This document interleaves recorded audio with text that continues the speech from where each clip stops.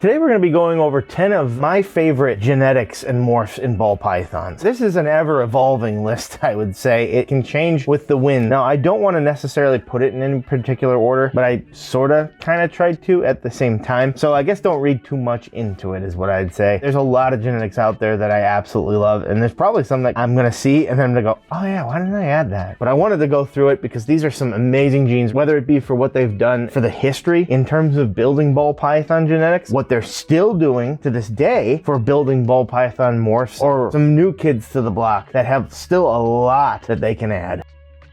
Starting off at number 10 would be the pinstripe gene. It is a very visual gene. It thins out all of the alien heads and creates a bunch of little teeny stripes. It's been around for quite some time. One of the first genetics ever founded by Brian Barczyk and BHB Reptiles back in 2001. It kind of brings in a little bit more of a bronzy type coloration on top of the incredibly visual striping that it creates. And there's some iconic combos that are still around and popular to this day. The Lemon Blast being one of those, which is the simple combination of pinstripe and pastel. It creates a lemony type look to the animal, which is where it gets its name, on top of this incredible pattern that it does. We sometimes create a few of these when we're trying to create our bamboo lemon blasts. More on that a little later as well. But there's some crazy combos to this day that pinstripe adds to, like this pinstripe hypo desert ghost pied het clown. Pinstripe, when combined with pied, kind of takes away some of the pattern within the pied and the saddles and whatnot. Instead, you get these blotches of color, which is kind of nice in some cases. Sometimes the saddles are very nice to look at, but there is something to be said about a different flavor of how you do something like this. Something awesome like this fire pinstripe spot nose desert ghost clown as well. Desert ghost and pinstripe, I think, are a wonderful combo. I personally love pinstripe clowns. I think that they are awesome. This one here completely stripped the head of any pattern and just creates a lot of these little dots and whatnot are going around it. Another wonderful example here is this pinstripe GHI Mojave clown. It almost looks like moss that is laid upon the back of a gray-based animal. Just absolutely incredible. Pinstripe is a really nice genetic, one that I think that gets a little bit of shade these days, and I don't think it's fair because you see things like Monsoon that are incredibly busy and beautiful, and in the same breath someone will tell me that they don't care for pinstripe. It doesn't make much sense to me. Pinstripe has been around for quite some time and I think it still has an absolute place, and it's one of my favorites still to this day. At number 9 would be the GHI, which stands for Gotta Have It. GHI is one of my favorite genetics, and we work a lot of it here. There's a lot of dark shadowing, shading, pixelation, and granulation that happens with this animal, so naturally it is a wonderful thing to put into many different combinations. GHI, like many incomplete dominants, pairs amazing with itself. It is a wonderful super. It creates a very dark animal, but again has this silvery shadowing that is in the background, but still very present. But the shading, while being dark, still is different enough and stands out, almost like a shadow in the shadows. One of the most iconic combos with GHI is the GHI Mojave, because you're combining something that has a frosty look to it with something dark, and it creates this just absolutely beautifully contrasted animal. The color is just so incredibly unique in what they can bring in. Maybe it's just me, it almost flirts with like a dark based plum or like a deep red undertone. Not actually red, but just, I don't know, that's just kind of what I'm seeing. It's just a very unique dark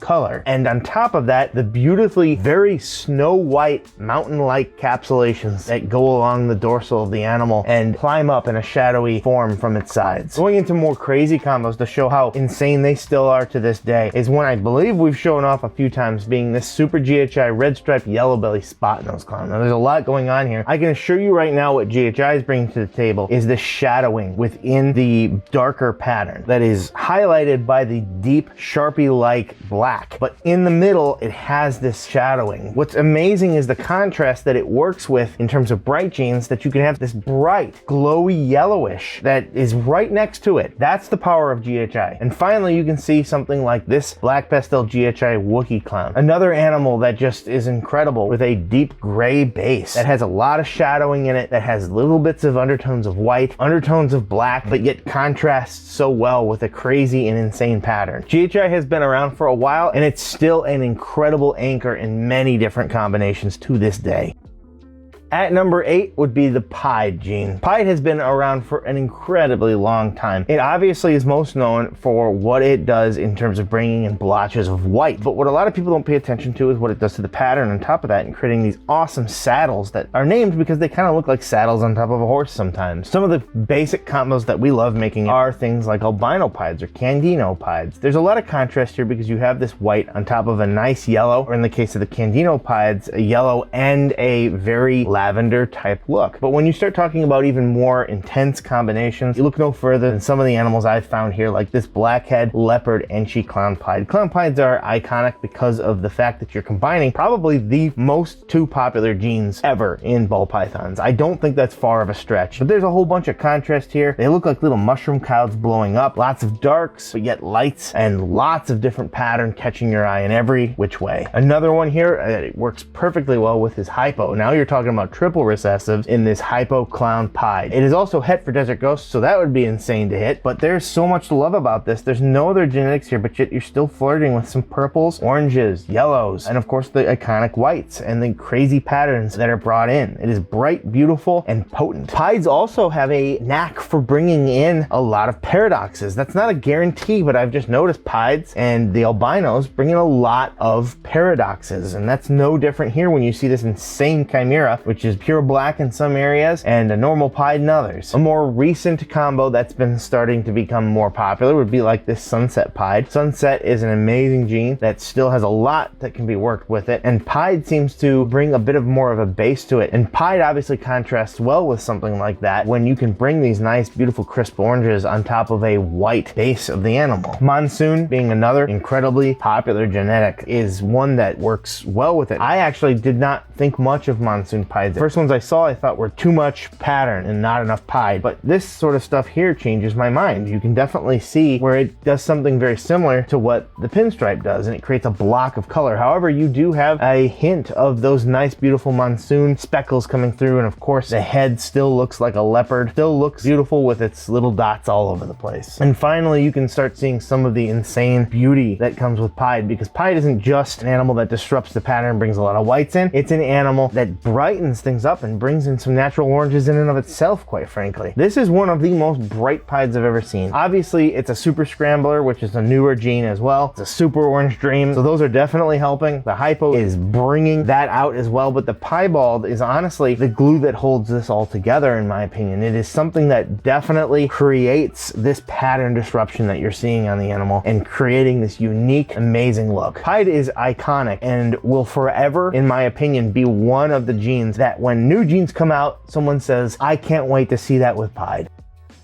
Number 7 would be Confusion, and just last week we talked about how we added a Confusion clown into our collection. Confusion is a wild gene that absolutely scrambles the pattern up. Confusion, Acid, and Static were once thought to all be the same, but now at least Acid is not the same, but they do very similar things, so you could kind of slot any of those in this spot. One of the base combos that you can create that's still fairly simple to do would be the Leopard Confusion. Leopard and Confusion are somewhat similar in the fact that they jumble patterns up, but they work so darn well together. Sometimes patterns that are the same, they just kind of wash each other out, right? But these two work together to create something so incredibly wild and dark in its base while still maintaining a nice contrast for its pattern. You can check out our boy here that we just got in terms of just a Confusion clown. Taking it up a notch, you can see the Leopard Confusion clown and how wild it is. The bellies are similar to a hognose belly, as I think you can get in ball pythons. Pairing it with even more darker genes like Black Pastel and Stranger and keeping it with the clown, you can see how insane something like this is, where it is a dark base morph, but it has these beautiful deep oranges that are there to add contrast and color and add a hint of shading as well. Straying away from clown, it is insane the versatility this morph can offer in this Enchi Yellow Belly Confusion Possible Blackhead Dreamsicle, which is the combination of lavender and pied. This animal looks like melted cheese, a little bit of pinks and even flirting with reds going through it that are going to mature into an absolutely insane lavender-like color, which will always have those nice stark whites there to contrast them. And finally would be this pastel red stripe Confusion pixel. There's not much outside of Monsoon that creates something that's so darn pixelated with a bunch of dots on it, but still has a pattern that underlays underneath of it. It is incredibly busy, it is incredibly messy, but it is a controlled chaos, and that is why Confusion is so darn loved.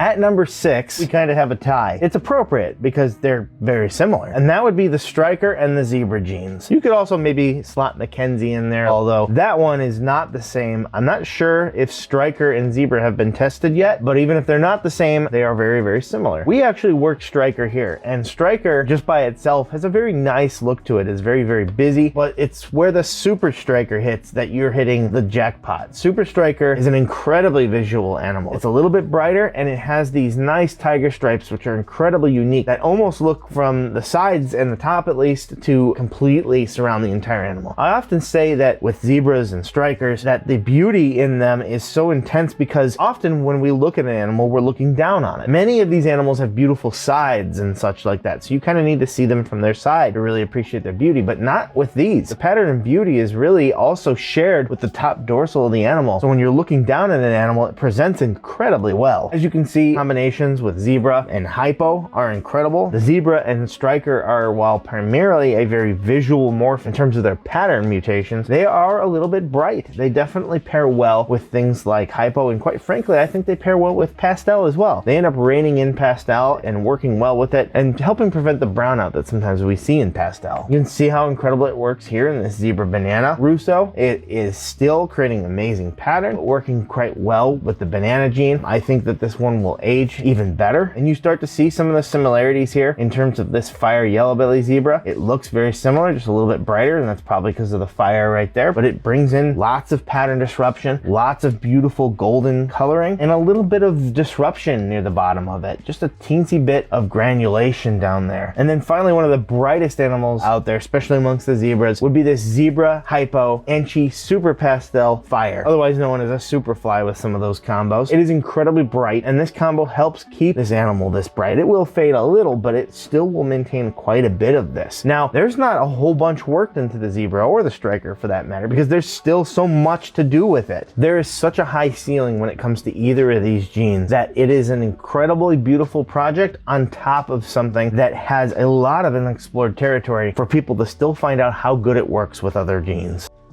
Next up would be the banana ball python morph, and banana might arguably be one of the most influential morphs of all time. They are known as being one of the most expensive at one point, with reports of them selling up into the $50,000 range for just one copy of the gene. Banana is also incredibly unique in that the morph itself is linked to the sex chromosome of the males, meaning that males are often producing just males when they reproduce a banana gene, or if they're a female maker, flips it around. We have a whole video on that subject that you can check out. My first animal that I've had with me for a very long time is a banana. I still work it in clown. I still work it occasionally in pied. Banana will always be something that I work. But to show you further and some of the stuff you can do relatively easily, I can start off by showing you this banana Mardi Gras. Now, Mardi Gras is a 3-gene combo. It is a freeway, which is yellow belly asphalt, but it also adds Enchi on top of it. And it creates a lot of nice, beautiful, bright colors. But the banana takes it up and levels it up to a lot more. It has wonderful fiery sides. It literally looks like cartoon fire coming up from the sides, and a nice white base back to show and contrast this animal. And on top of that, the freeways look almost like a highway to hell or something like that. They are as close to red as you can possibly get. And then it brings it all right back into that yellow, a highlighter yellow in there just to contrast it even more. Moving right along to a banana Enchi clown. The reason I wanted to show this is because banana Enchi clowns are what originally got me into wanting to breed ball pythons. At the time when I looked at them, just for the banana Enchi clowns, male or female, roughly around $2,000. I did not want to spend that, but I said, I'm gonna make that. Another wonderful combination would be this banana Kiki, which is the combination of genetic stripe and clown. So much to love about this. A nice crisp yellow base with some splashes of crazy bow tie orangish with just an undertone of lavender splashed in there as well. Banana is also a nice one that works well with dark genes. It doesn't get enough credit with that, but one of the more iconic combos is when you get black pastel and banana together. It creates this wonderful purpley undertone. This one here being also red stripe and stranger on top of yellow belly, and of course a visual clown. There's a lot to love about this. There's a whole bunch of contrast in here, and it is flirting with subtle oranges, lavenders on top of that, little bits of grays, and then fiery rings within the snake's pattern. Banana is one of the most iconic morphs, and it will continue to be loved and worked forever.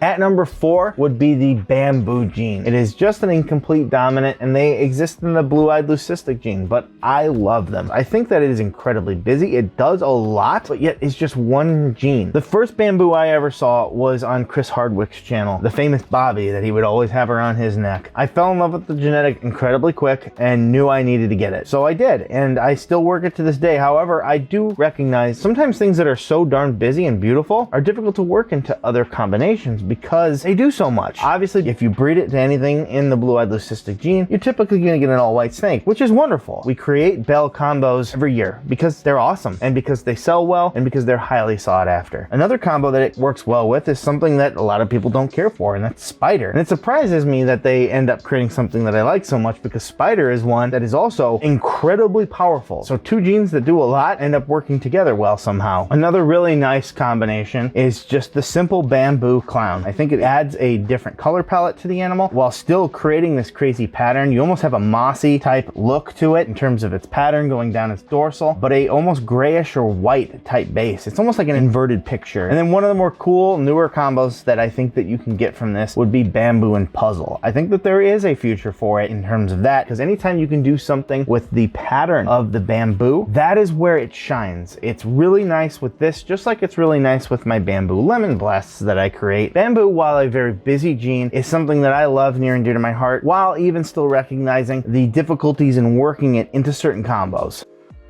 At number 3 would be the blackhead gene, which is actually in the spider complex, but has no wobble or anything with it. The blackhead itself is mostly described as a dark type morph. They obviously get their name for their dark head, but they also have a very dark body. What I love about blackhead is that it works well with just about everything, including light genes. You can create some of the darkest snakes out there without any major issues, like with this blackhead mahogany, black pastel, phantom leopard. There's a lot going on here. Might be some extra genetics in there too, but having anything with blackhead and black pastel, mahogany, stuff like that, leopard being in there too, it definitely helps accentuate things like black pastel and brings more dark to the table. On top of that, you can get a snake that's this incredibly dark, but not have any of the kinking issues that happen with super black pastels, super cinnamon. There's a combination of those two genes. Let's look at how it works well with light genes. This is a Hydra, which is a newer type gene as well that's incredible. Blackhead, yellow belly Mojave. There's no recessives at all in this. It is 4 genes, and it is creating something that's flirting with all of the shades possible. The dorsal is very bright, highlighter yellow, but it's surrounded by a very dark, shadowy coloring that quickly bleeds into an orange shadow. The pattern is incredibly reduced, all the way down to just some simple dots, with the whites of the side just ever so slightly wanting to creep up into it. For a dark base morph, this is incredibly bright. Again, going back into the dark, but also again flirting with a nice base for the whites coming up would be this Barnhart black pastel blackhead clown. So you have 2 genes on top of a recessive, but you get something that's so incredibly dark on the back, a nice colorful pattern, which perfectly buffers into white sides. Wonderful contrast there. One of the best and most brightest snakes you can make is actually a blackhead dreamsicle or blackhead lavender anything. We have one here that's not pied, and it is probably one of the brightest snakes we have. As you can see here with this blackhead yellow belly dreamsicle, it is an incredibly bright animal that will have lavenders that come into these white stripes throughout the dorsal of the animal in the pattern, and the blackhead will help the lavender albino in achieving this. Often you can get some of these pink-like snakes. A leopard enchi blackhead dreamsicle here. I have almost no doubt that that is what this is. You can start to see that here in the pattern here. It becomes pink, almost like a starbursty type look to it. Obviously there's nice oranges and yellows bursting through here, but this pink is really where it's at. One of the coolest looking animals that I've seen recently coming from Chris Hernan is the black matter, and that would be the combinations of blackhead, champagne, cinnamon, and Barnhart black pastel. I think that they're finally nailing down what's in this, but blackhead is a key ingredient, and it is a very, very black snake, almost entirely, probably the most black sleek snake. And I have seen this in person. We have named it as one of our top snakes from the Tinley show, and it is also iridescent, meaning that it captures light and creates almost a rainbowy type sheen to it. Absolutely incredible. But one of the things that loses some attention to it is these whites creeping up from the bottom, again almost wanting seem to jump out and take over, but near the face it kind of does, all the way up to the eye. So the whole bottom of the lip is white, so almost like a white-lipped python. Something incredibly unique, something I would definitely not turn my nose up at working one day. And finally, this blackhead stranger clown. Two dark morphs brought together in the clown, which creates something that is very dark, very shadowy, but incredibly spooky because it's not just completely dark. It has a very light gray, shadowy base to it. It becomes more dark as it gets down towards the bottom. Its pattern is just extremely blown up and spooky. That's the best words I can explain to it. And I love this sort of stuff. Very busy, very chaotic. And while dirty might sound like a dirty word, sometimes when you can control it like this, it is wonderful, it is beautiful, and there's so much contrast here because look at the belly of it. It is very stark white, but as you go up, it becomes more and more grayish and dirty. And on top of that, it is perfectly contrasted with what you're seeing within the pattern, with these nice shadowy undertones coming out the tops of them. Blackhead is one of the most versatile genes, and if you're not working it, what are you doing? Number 2 would be the clown morph, which is iconic and probably the most worked recessive that I can think of. It is and will be the benchmark for putting new morphs to. Whenever a new morph is discovered, it is immediately thought in everyone's collective minds, I can't wait to see this with clown and with pied. And I'd say clown edges out pied just a little bit in my opinion, mostly because it is unique in terms of what it does to the head. There's nothing that quite does what clown does at all, just like there's nothing that does what pied does. Some of the most iconic combinations have been made using the clown morphs. We have a lot of clowns here. Some of our combinations, like this boy King here, is a GHI spot nose het hypo clown. We've had him for quite some time. We got him from Canova. From Petrogenetics, we have this amazing girl here, this GHI red stripe, yellow belly, black pastel clown. We hope to eventually bring GHI and maybe even super GHI Pompeii to the table, pairing these two together. Speaking of GHI, one of the cooler, more simple combos would be something like a GHI Mojave clown. It creates a lot of cool contrast, a whole bunch of shadowing, and also serves to be a combination combiner with one of the other genes that we just talked about. If you've noticed anything by now, getting this far into this video, when we're showing off a lot of these animals, a lot of the genes that we're talking about have already popped up or are being re-brought back up. That's because they work so darn well together. Taking it a step further with this GHI Mojave Wookiee clown, it's incredible. This is about as close to green on a ball python I think you can get, and it's like an algae type green. It almost looks like it's surfing around in a swamp and it has a bunch of moss on the back of it from doing so. It is a very gray base morph undertone, but on top of it has these like little lily pads. I struggle to say how it can't be green. It looks like a mossy type green that's on the back of it, and it's absolutely incredible what you can get when you do some of these clown combos. One of the most incredible combos that have ever been created is the Kraken, and you can see here why it's called that. It looks like the suckers of the famous legendary Kraken have left their mark upon the side of the animal while it was grabbing it. They are very busy, they're very beautiful. It's like it wiped the color of the pattern off of the entire animal and just created a very gray base, but then brought it back in these little suction cups of the tentacles along the backs and the sides of it. And on top of that, it completely wipes out any head pattern, just leaving a nice gray head. And what many would say is the most iconic ball python of all time would be the Pompeii. It has busy, incredible sides. It is clean while being dirty at the same time. It contrasts in every way you can contrast. Many people think when contrast is mentioned, it's just color. It's not. There's shades. There's clean and dirty. There's so much that you can contrast, and this literally does it all. The pattern itself is a very bright highlighter type yellow. The sides coming up from it are very dirty and looks like an exploding volcano, which is of course where it gets the name. You have dark colors, light colors, clean patterns, dirty sides. You literally have it all. There's no doubt why the Pompeii is still so darn popular to this day and will remain one of the most popular clown ball pythons of all time. And that is because clown is the benchmark for ball pythons right now, and I don't see that changing anytime soon.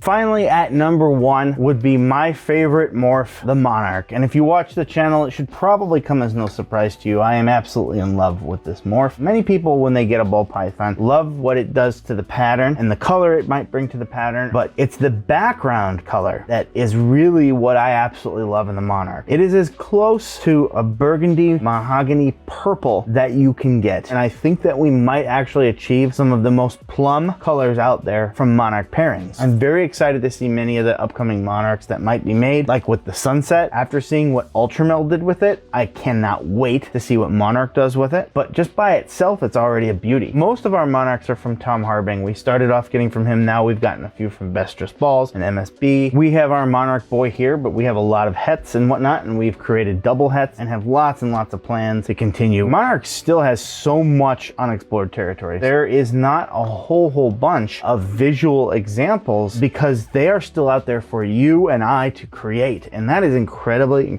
exciting because everything out of Monarch so far has been golden. You can see with many of them what I'm talking about here. It is perfect with either light or dark. It works either way because it contrasts incredibly well. I often like to say that Monarch has a little bit of microdose of Desert Ghost in it. It cleans things up incredibly well, and it really bolsters and enhances anything that you put into it. As you can see here, what I'm talking about, you get closer and closer to this plum-like look in it. But where it gets incredible is a combination of some of the things that we've already talked about here. Looking at an animal like this mahogany yellow belly monarch pied. This is 2 recessives and 2 single gene combinations in yellow belly and mahogany, and you are getting something that's incredibly busy and both dark and light at the same time. There's so much cool contrast, and I love how busy the pattern is. I love how dark it is and how much of it there is. I like high pattern pieds. I do like a little bit of white to contrast in there, but the pied pattern is iconic and it does incredibly well in jumbling up and creating so many great burgundies. But by and far, one of my favorite snakes that I have ever seen, and what made me absolutely say, yes, I must get into Monarch, was the Monarch Clown. Specifically this spot nose Monarch Clown. If you want to take the plum color and apply it to any ball python, you must start here. It is incredible. It is busy. The pattern and the coloration does not fade throughout the entire thing. It is just as strong on the head as it is throughout the entire animal. Absolutely gorgeous. To me, it is the peak and pinnacle right now of Monarch, and I can't wait to keep refining and seeing people like Canova refine this amazing morph as we push closer and closer to more purpley, beautiful, contrasted animals with bright sides, with beautiful bright pattern, a very dark, beautiful plum undercoat. Monarch is easily my favorite gene, and if you watch our channel, that shouldn't come as any surprise. Hope you enjoyed the video. What genetics are your favorites? Let us know in the comments below. If you like this video, you can actually check out our video on some of the top genetics in ball pythons right here